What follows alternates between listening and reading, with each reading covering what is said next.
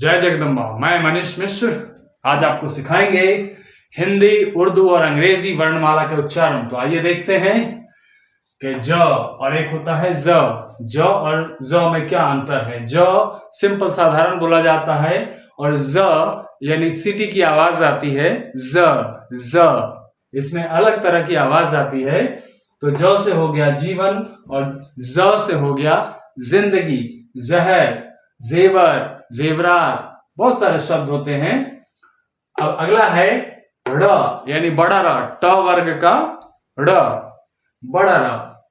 इसको मूर्धा से बोला जाता है, यानी जीभ हमारी टकराती है कहाँ, तालू से थोड़ा सा पीछे इस भाग में, मूर्धा में। तो ड़ हो जाता है लड़का, लड़की, पेड़, बड़ा, बड़ाई।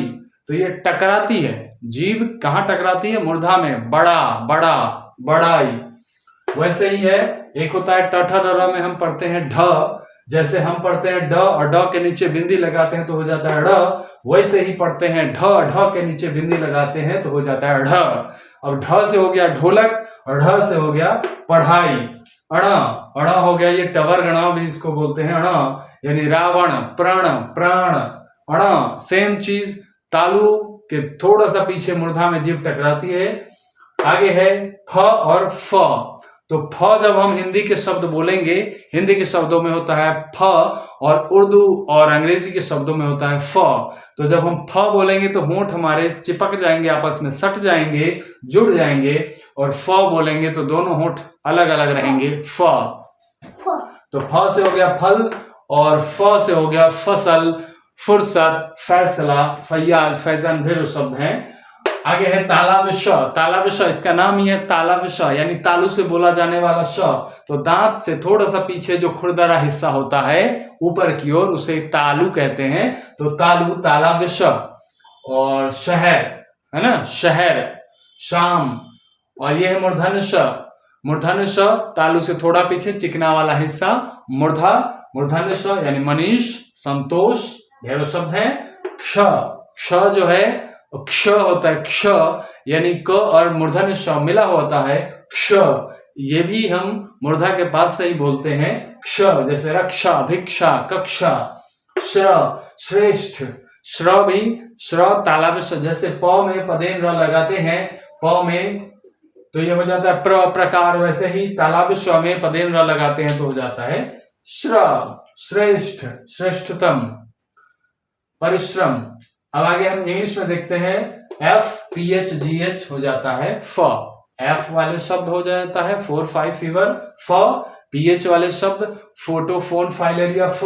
GH वाले शब्द भी हो जाता है कफ, रफ, टफ, फ। और PH हिंदी में जो PH शब्द होता है फ होता है, फल, फूल, फिर, ये सब लिखेंगे तो PH से लिखेंगे। और आगे है SXZ, ज।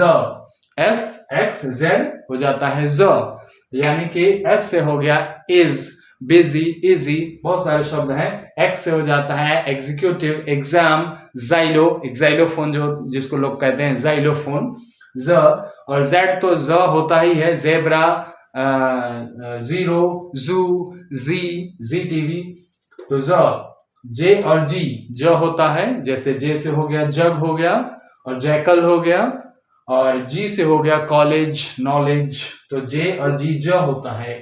आगे हम देखते हैं इंग्लिश में SH, तालाब श सबको पता है, लेकिन I के साथ A आए, I के साथ E आए, I के साथ O आए तो वो भी तालाब श होता है। SH से सबको पता है, फैशन में भी SH है तो तालाब श।